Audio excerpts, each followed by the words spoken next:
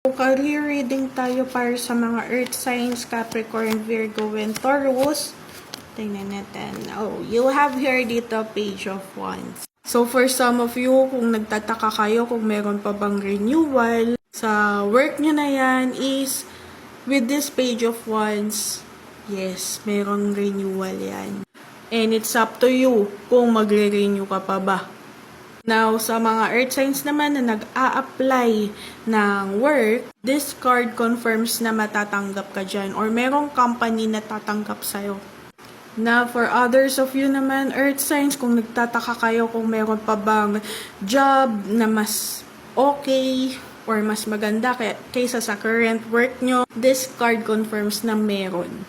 Now, it's up to you kung magte-take kayo ng risk dito sa new job or new opportunity na to. May mga earth signs kasi dito na gusto lang din talaga nila makasigurado pagdating sa trabaho. For example, kung lilipat man kayo sa ibang company, as much as possible is mas prefer ninyo yung better kaysa sa current company ninyo.